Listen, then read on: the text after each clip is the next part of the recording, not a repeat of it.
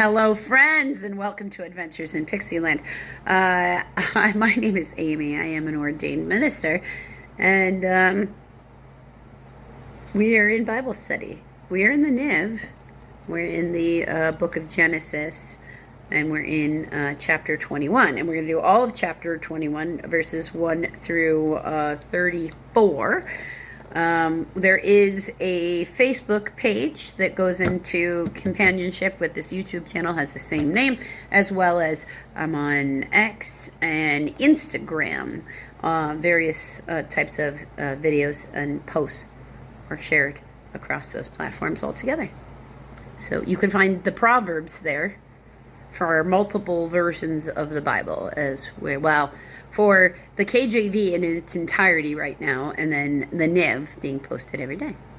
So, chapter 21, verse 1.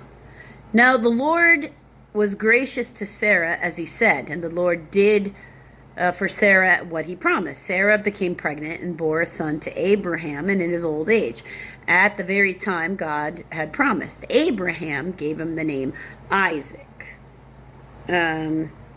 Isaac means he laughs. Yes, because he laughed. To the son Sarah bore him. When his son Isaac was 8 days old, Abraham circumcised him as God commanded. Abraham was 100 years old when his son Isaac was born to him. Sarah said, God has brought me laughter, and everyone who hears about this will laugh with me. And she added, who would have said to Abraham that Sarah would nurse children? Yet I have borne him a son in his old age. Let's call that a miracle. Hagar and Ishmael sent away. No, that's not so nice, right? The child grew and was weaned, and on the day Isaac was weaned, Abraham held a great feast. But Sarah, that saw the son whom Hagar the Egyptian had born to Abraham, was mocking. And she said to Abraham, get rid of that slave woman and her son, for that slave woman's son will never share in the inheritance with my son Isaac. That's not good. You asked for that baby mama drama. The matter distressed Abraham greatly because it concerned his son. Well, of course it should. Right? But God said to him, do not be so distressed about the boy and your maidservant. Listen to whatever Sarah tells you, because it is through Isaac that your offspring, seed, will be reckoned. I will make the son of the maidservant into a nation also, because he is your offspring. Early the next morning, Abraham took some food and skin of water and gave them to Hagar. He set them on her shoulders and sent her off with the boy. She went on her way and wandered in the desert of Beersheba. When the water skin was gone, she put the boy under one of the bushes. Then she went off and sat down nearby, about a bow shot away, for she thought, I cannot watch the boy die. And so she sat nearby. She, the child, began to sob.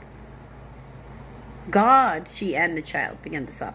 God heard the boy crying, and the angel of the God called Hagar from heaven and said, what is the matter, Hagar? Don't be afraid. God has heard the boy crying as he lies there. Lift the boy up and take him by the hand, for I will make him into a great nation. Then God opened her eyes, and she saw a well of water. So she went and filled the skin with water and gave the boy a drink. God was with the boy as he grew up. He lived in the desert and became an archer. While he was living in the desert of Paran, his mother got a wife for him from Egypt. Okay, a treaty at Beersheba. Verse 22. At that time, Abimelech and Phicol, the commander of his forces, said to Abraham, God is with you in everything you do. Now swear to me here before God that you will not deal falsely with me or my children or my descendants.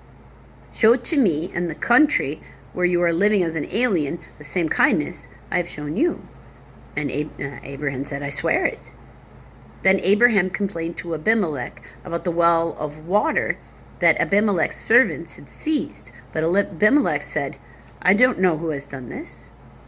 You did not tell me, and I heard about it only today. So Abraham brought sheep and cattle and gave them to Abimelech, and the two men made a treaty.